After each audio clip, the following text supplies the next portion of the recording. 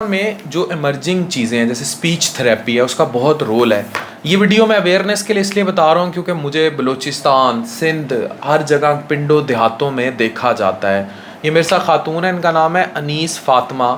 ये speech therapist हैं, यानी वो लोग जिनके बच्चों को लुकनत का मसला हो या फॉलिज के बाद बोलने का जो मसला हो रहा होता है या ऑटिज़म एक बीमारी है, तो ये एक मौरूसी बीमारी होती है, अल्लाह ना करे किसी के बच्चों को, ये बड़ा मुश्किल एक मरहला होता है। उनको बोलने का या किसी भी वजह से एक्सीडेंट में या वोकल कॉर्ड डैमेज या वोकल नड्यूल्स हों तो स्पीच थेरेपी करती हैं, उन्हें बोलना सिखाती हैं। जो आवाज़ है ना, ये अल्लाह की एक नेमत है, ये भी चली जाती है, लोगों को अंदाज़ा ही नहीं है ये कितनी बड़ी नेमत है। हवा की आवाज़ आती है, आवाज़ ही नहीं बन रही होती, ये बहुत बड़ी नेमत है अल्लाह की, बोलना। तो स्पीच थेरेपी में क्या क्या ट्रीट हो जाता है? स्पीच थेरेपी में सबसे पहले हम अगर बच्चा छोटा है तो हम देखते हैं अगर सेरेब्रल पॉल्सी है, च्यूइंग का मसला है, जो निगलने का मसला है, या टूलिंग होती है, तो हम उसको असेस करते हैं, फिर हम उसके मुताबिक उसकी थेरेपी प्लान करते हैं। तो अगर डिस्फेजिया, अगर उसे खाने पीने का मसला है तो डिस्फेजिया में ज़ाहिर सी बात आ जाएगा। तो हम डिस्फेजिया की एक्सरसाइजेस होती हैं जो बच्चे को करते हैं, बड़ा हो जैसे फालिज के बाद आ जाए या हेड इंजरी के साथ भी डिस्फेजिया आ जाता है, तो उस चीज़ों को हम देखते हैं। इसके अलावा ऑटिस्टिक होते हैं, डाउन सिंड्रोम बच्चे, हेयरिंग इम्पेयर्ड बच्चे, कोक्लियर इम्प्लांट के साथ स्टैमरिंग, मतलब हर वो बच्चा जिसको स्पीच से कोई रिलेटेड इश्यूज हैं वो हम बोलने से करते हैं। आर्टिकुलेशन कितना कॉमन है पाकिस्तान में स्पीच? स्पीच पाकिस्तान में तो इतना नहीं है, बड़े शहर में, खुद मैं भावलपुर से हूँ तो इधर अवेयरनेस नहीं है ना। बहुत सारे लोग मुझे मिलते भी हैं तो मैंने बताती हूँ आप स्पीच कहें, वो कहते हैं खुद ही ठीक हो जाएगा। लेकिन इस्लामाबाद में काफ़ी अवेयरनेस है, वहाँ पे इतना ज़्यादा पेशेंट का फ्लो है कि आपके पास स्लॉट भी नहीं होगी, पेशेंट आपका वेट कर रहा होगा। तो आपको समझ क्या नहीं आती इतने भावलपुर मुल्तान के ये भी प्रॉब्लम हैं? ये तो आपको दसाण वास्ते इदा इंटरव्यू में करेंदा वदा ये आप भावलपुर दी है कि आपको समझ आए कि ये प्रॉब्लम्स एग्जिस्ट करते हैं। अगर आपके घर में कोई बच्चा है, आपके बाप को फॉलिज हो गया, आपकी वालदा को, वालिद साहब को, तो there are people who treat them. Speech therapy नाम की चीज़ एग्जिस्ट करती है। नहीं बोलेंदा मंजी जाके बाहर सट वंजो भाई बाप वालिद साहब नु फालिज थी गया, आवाज़ उन्हें सुनाई नहीं देती, बाहर घरों बाहर काट दो। यही करते हैं पिंडों देहातों में, कोई केयर नहीं करते। माँ बेचारी बोलने से गई है, वो मंजी बाहर प्लाटों में फेंकी होती है, माँ पड़ी होती है उस पर। ट्राई टू अंडरस्टैंड कि जितना अरसा जिसकी ज़िंदगी है उसको हमने बड़ा नॉर्मलाइज करके जीनी है। किसी का एक्सीडेंट हो गया, आवाज़ चली गई है, तो देर आर प्रॉपर थेरेपिस्ट जो ये एक्सरसाइजें कराते हैं, फिर आवाज़ को पैदा करते हैं।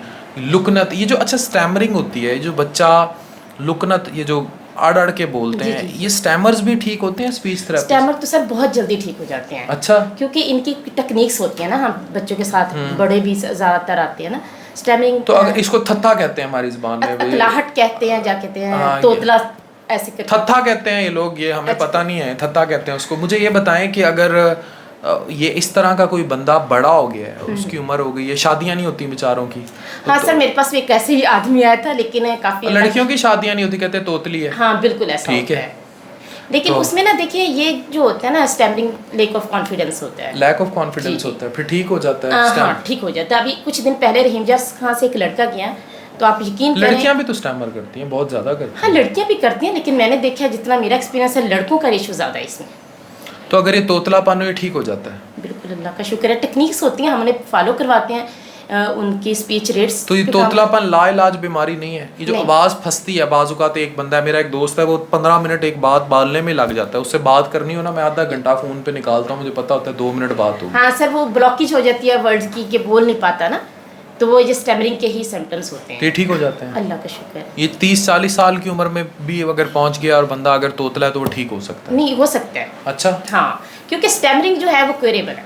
क्यूरेबल है? हाँ, और स्टैमरिंग जो होती है ना, ये पेशेंट पे ही डिपेंड करता है वो कितनी एक्सरसाइजेस को और टेक्निक्स को फॉलो करता है। तो हम उन्हें टेक्निक्स बताते हैं कि आपने इस तरह आपने बोलना है, क्योंकि सबसे पहले हम उसका स्पीड रेट स्लो करते हैं ना, वो बहुत फास्ट बात कर रहा होगा, तो जब उसका स्पीड रेट स्लो होता है तो ऑटोमेटिकली आवाज़ भी बेहतर होना शुरू हो जाती है।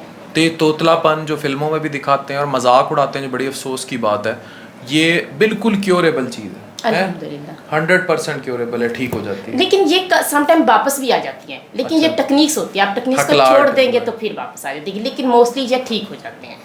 ये पेशेंट्स और कुछ लोगों के खास वर्ड्स अड़ते हैं, जैसे रे अड़ जाता है, ते अड़ सर वो जाता है। आर्टिकुलेशन एरर्स भी आती हैं, जैसे वो रा को डा पढ़ दें या किसी को रा को ला कर दें, तो ये आर्टिकुलेशन एरर्स हम अपनी ज़बान में कहते हैं। तो इस पे भी हम थेरेपी करते हैं, उनकी साउंड की प्लेसमेंट बताते हैं, फिर उसकी प्रैक्टिस करते हैं, तो बच्चा फिर अल्लाह का शुक्र है ठीक हो जाते हैं।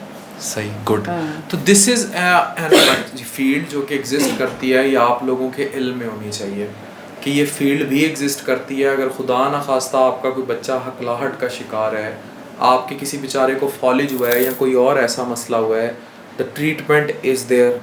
स्पीच थेरेपी नाम की चीज़ एग्जिस्ट करती है। हमें अब पिंडों देहातों और सोच से बाहर आना चाहिए। मुझे मुल्तान में कोई स्पीच थेरेपिस्ट नहीं मिला, आप हद देख लें। तो याद मेरे पास आई, मैंने इनका नंबर लिया।